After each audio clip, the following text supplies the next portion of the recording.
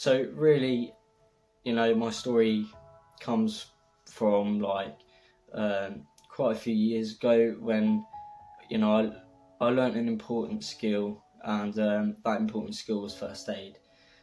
Not many people have the opportunity to learn this life-saving skill, and it is very difficult to learn, especially when you know that you may have to use it at some point in your life. Unfortunately for me, I had to use that in 3 situations, now about 5 situations, twice this year.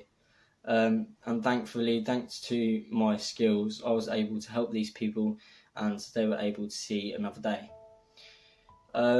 Most of the time it's been helping my mother, and my mum is sadly disabled due to a car accident way before I was born, way before I was in this world. But my mum has these allergic reactions that they're so life-threatening. Every allergic reaction is, and it's not expected. Especially if you go out as a family and you get something to eat as a family, you don't expect it to happen. And unfortunately, my mum had an allergic reaction, and she almost passed away. And thanks to my life-saving skills, my mum was able to live for another day.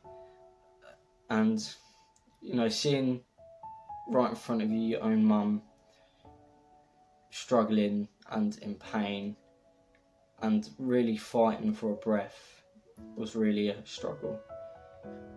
And when I phoned the ambulance, that was tough.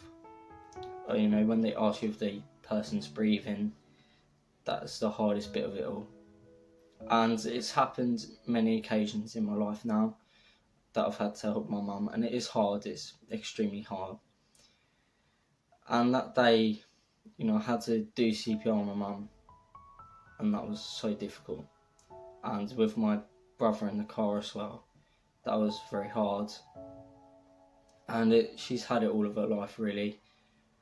She's allergic to many things that we all love, so like chocolate and all sorts of those things, nice things that you'd enjoy, that unfortunately she can't.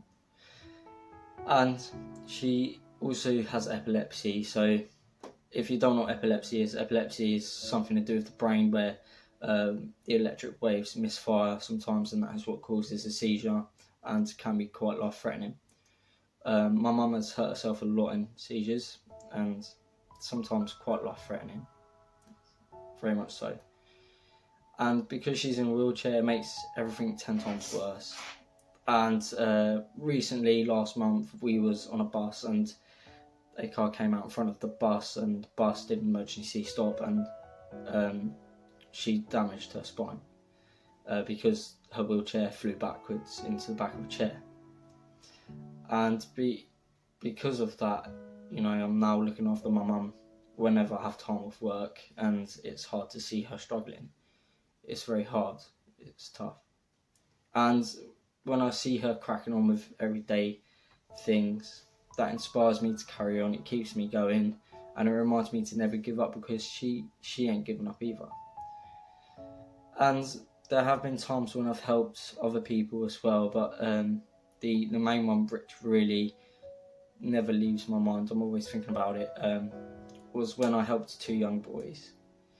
One of the young boys, I was walking through the town centre in Eastbourne, and this young boy had choked on a wrapper, and I could hear the mother screaming, and I was like at the other end of this, and I must have been at least 50 metres away from this person, and when I heard them screams, I just knew I had to help. And so I did. I went to help them, and I did everything I could.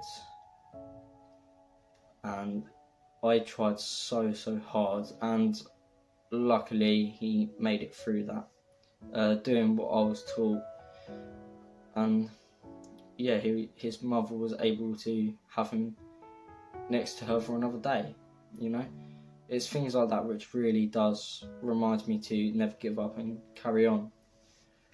But now I look back, if I didn't help that young boy, that mother would have lost her child.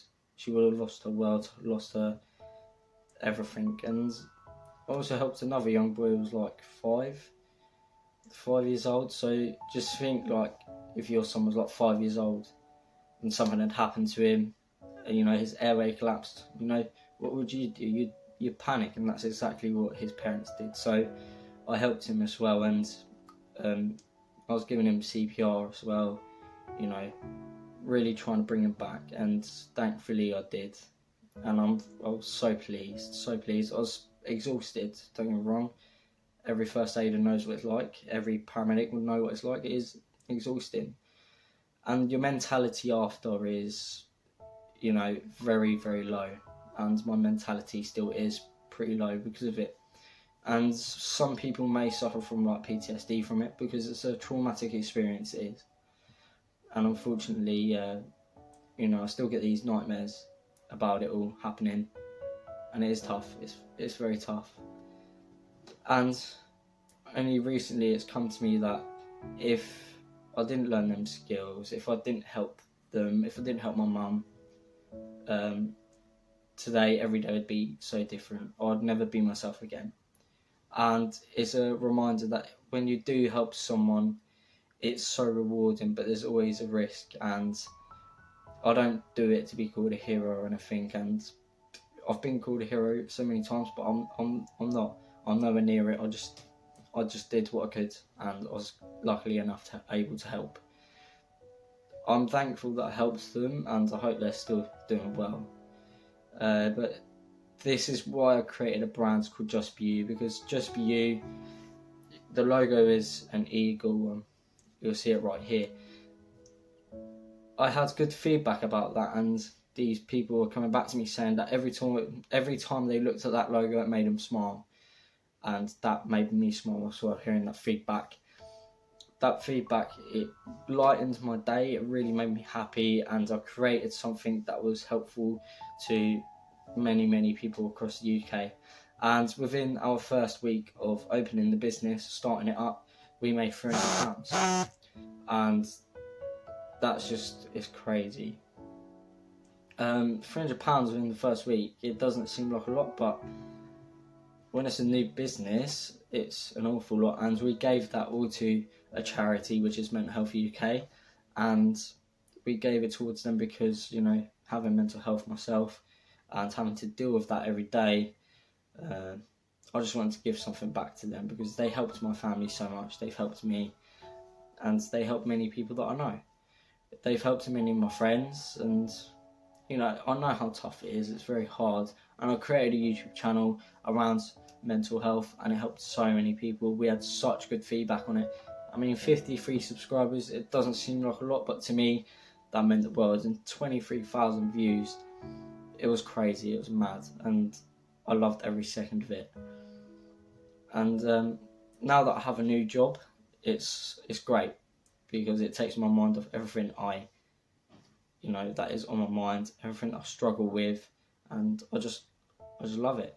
And now I've got this YouTube channel as well. I'll be uploading so much more, and it's now like a third career for me. I know that sounds pretty crazy, 3 careers. So obviously I have my full-time job, my 3 businesses, 3 brands. 2 of them are coming out very soon, and now this YouTube channel, which is excellent. Many people are like, isn't that tiring? How do you do that? How do you keep up with it all? But really, I just crack on with it. And I like helping people. It's what I've always done. And I want to thank everyone for their support. And I hope that you continue to support this channel. So that's the end of this video. I really do hope you enjoyed it. I know it was short. But please look forward to tomorrow's video. So tomorrow's video is some of the exercises that I find best to do during lockdown. I've got so many exercises planned for it. They're all bodyweight exercises, so if you don't have the equipment, check it out tomorrow. It'll be uploaded about 10 o'clock or 9 o'clock time in the evening. Yeah, so please do check that out tomorrow. I hope it helps you all. And these exercises that have helped me, especially with injuries that I've suffered, they are great exercises, and I hope you enjoy them. If you did enjoy this video, please make sure you like, subscribe and share, and please leave a comment down below and we'll announce the winners next week. Thank you so much for watching, and I hope you all stay safe.